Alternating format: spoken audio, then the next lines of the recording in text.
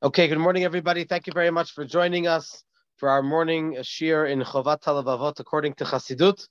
And of course, thank you to Raya and Mordechai for hosting and broadcasting this shir on a daily basis. In the last shir, we discussed that Hashem chooses certain people that they should be his funnel through which he distributes money and goods to many other people through them, which that is obviously a great zchut. We also learned that it's a great nisayon, it's a great test that we have, that someone that has money, instead of using it for themselves, they use it for others. So first I want to start this shir, before we continue inside the text, I want to start with a concept that the Alter Rebbe discusses in the Igeret HaKodesh, in the fourth part of the Tanya, the holy letters of the Alter Rebbe. And he discusses over there the idea of why tzedakah is a greater mitzvah than any other mitzvah. In fact, in Chazal, our sages teach us that if the Torah talks about just a mitzvah without identifying which mitzvah it is, it's referring to the mitzvah of tzedakah. So tzedakah is such an important mitzvah that it's almost as if it's the obvious mitzvah. Oh, obviously, if we're talking about a mitzvah, we're talking about tzedakah. So that means that tzedakah, charity, has an extra special concept of a mitzvah. Why? So the Alter Rebbe explains over there, because more than the idea of every mitzvah is to connect us to Hashem. It's not just fulfilling a commandment per se, like we have in this week's parsha, the Aseret HaDibrot, the 10 Commandments, which is the basis of all 613 mitzvahs, like we learned last night in the shir Tuesday night at Chabad. But moreover, the mitzvah connects us. Why did Hashem give us the mitzvahs? One of the main reasons is in order to connect us to Him, in order to elevate ourselves, that we should be holier. Every time we do a mitzvah, we're really connecting on a higher level to Hashem.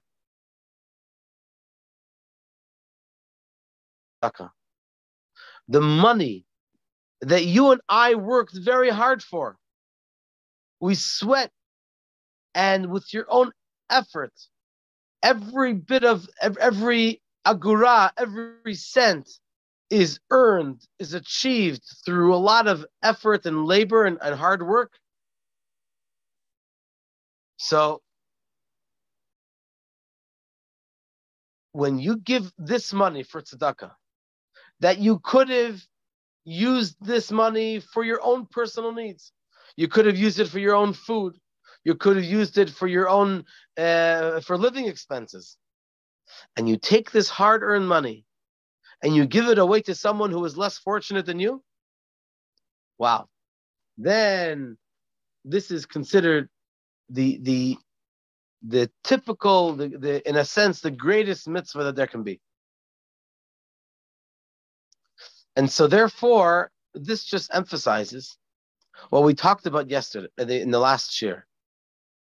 What we talked about was that the test of plenty is greater than the test of poverty, which in and of itself is a great test. So we said that according to Chassidus, when Hashem gives us a great test, He gives us the ability to overcome it.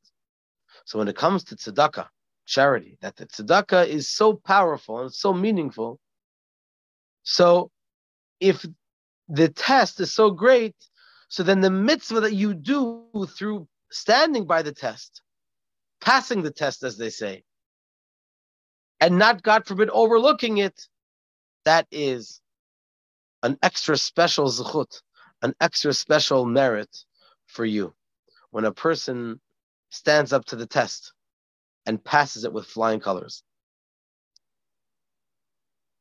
Now we're going to continue inside the text, which the Chovot HaLevavot, he discusses a few reasons why a person may make a mistake with the finances that Hashem entrusted him with and not use it for the correct reasons to distribute them, rather to use them perhaps for himself.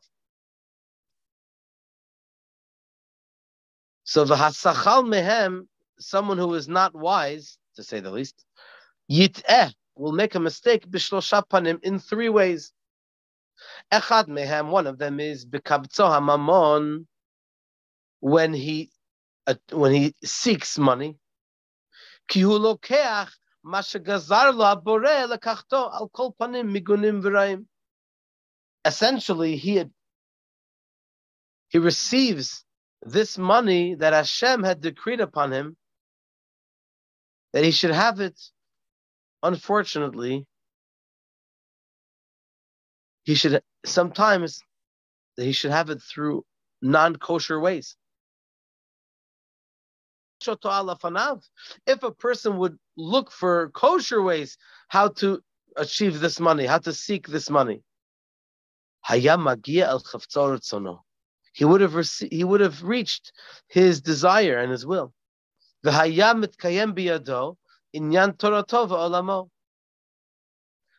he would have achieved his Torah and his world. His world would be substantiated.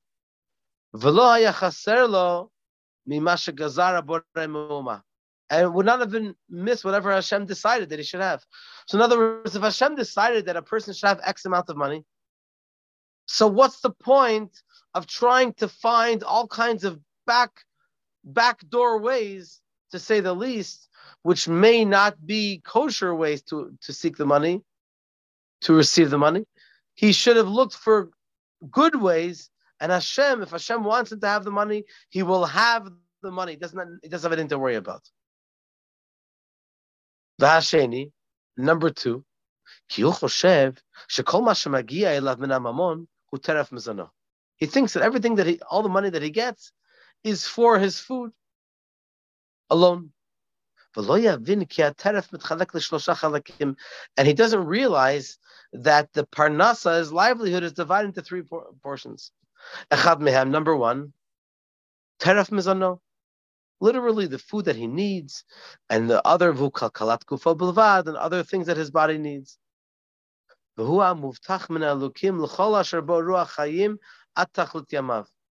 long as Hashem wants a person to be alive, Hashem will be there for them to make sure that they have enough food that they need. Vasheni. Just last night, I participated in a Zoom for Brengen in memory of a very special chassid that passed away a couple of days ago.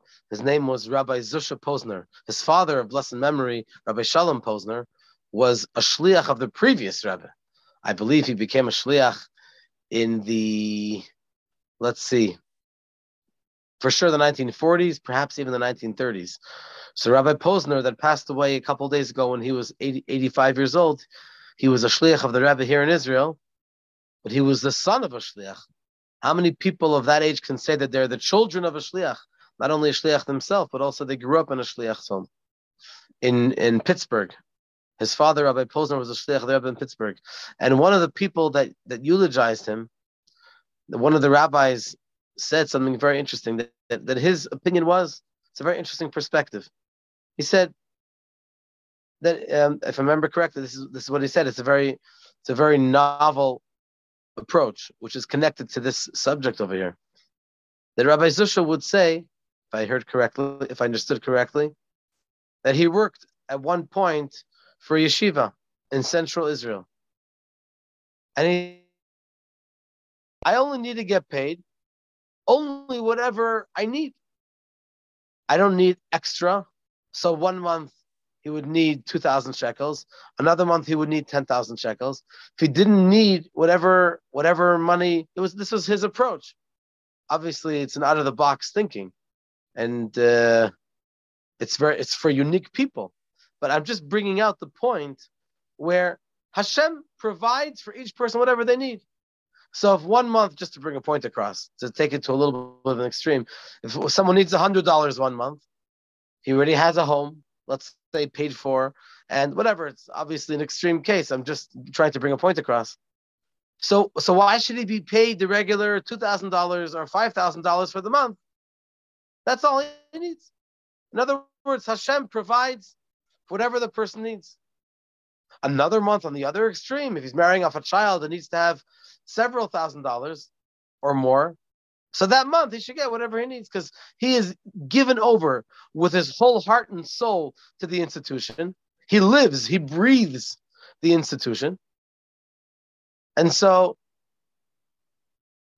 this was his approach. I don't know if it actually was carried out like that, but this is definitely one of his theories. So we have to realize that Hashem promises us that we'll have food in order to live. V'hasheni, number 2, teref mizon zulato meisha ubanim v'avadim u'mishartim v'adom elehem. The parnasa of his food, which is given to him for others, for example, his wife and children, his servants and others.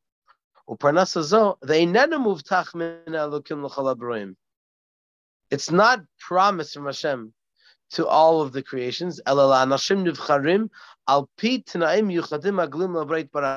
Only for special select people, which through specific conditions that are revealed to Hashem.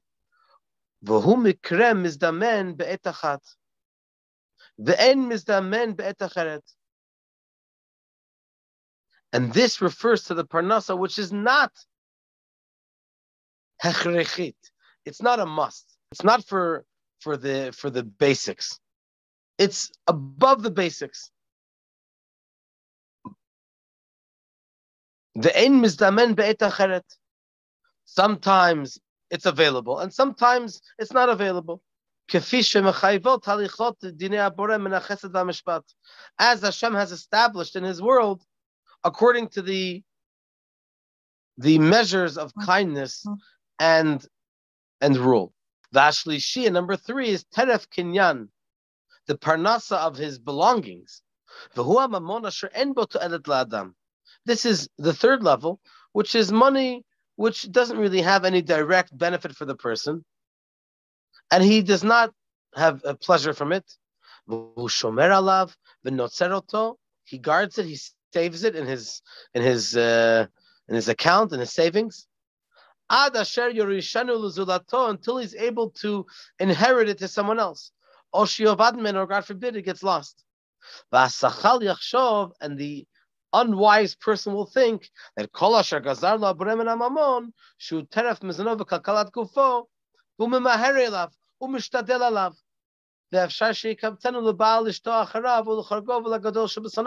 a person will think, oh, I have a chance to get more money and more money. And in the meantime, it may not be really relevant for his personal practical needs.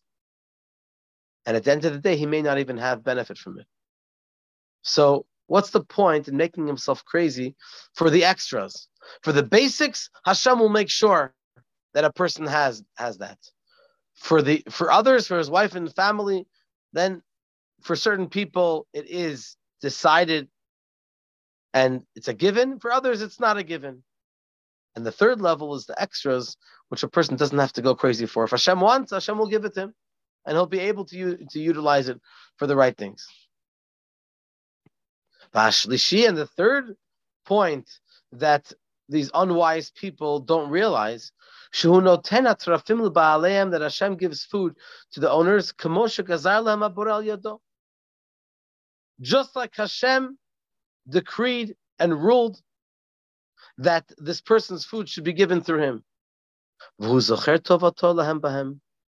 Hashem reminds them the great good that he did for them,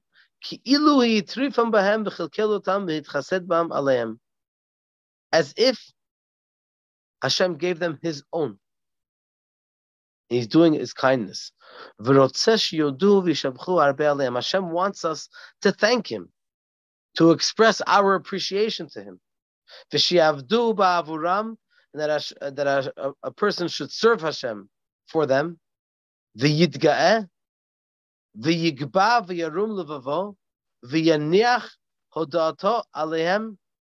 If a person boasts these things that Hashem gave him and does not thank him for them, V'yachshov, and he would think, She'im haya moneh otam mehem, hayu nesharim etzlo.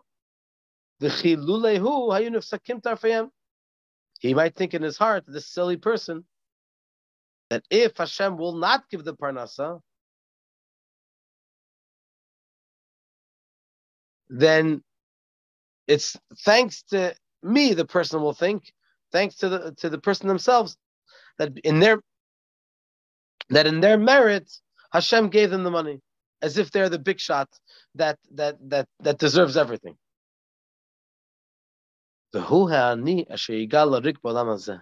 This person is a poor person in his knowledge. He doesn't have the correct approach and the correct understanding and the broad knowledge. That he's working for nothing in this world, gathering money as if it all belongs to him, as if he's the big shot that deserves it all, instead of focusing on Hashem, that Hashem is the one that provides every single penny. And God forbid he will lose his reward in the world to come. And so, therefore, it's for all these three reasons that we mentioned earlier. Number one, that a person might seek non-kosher ways in order to achieve this money. Number two, he doesn't realize that there are extras, and the extras is not necessarily meant for him. So he works regular, he does the effort, and Hashem could give him extra, which is wonderful that he can give, but he doesn't have to run after it and bend himself upside down, backwards, in order to seek, in order to receive these objects. And number three, finally, that Hashem gives a person the food from his own kindness, and has nothing to do with the ego of the individual that thinks that he's the big rich guy and he's the big big tzaddik that deserves everything. Hashem wants this individual to thank him, to look to him, to show his appreciation. And if not, then God forbid, he's risking losing his money in this world and losing his reward in the world to come. Thank you very much for joining us. Bezrat Hashem, tomorrow morning, Thursday morning, we'll be learning over here at 9:15. And then Friday morning, Kabbalah Cafe at 9:30. So, Toda Rabba, all the best. Bye-bye. Have a wonderful day.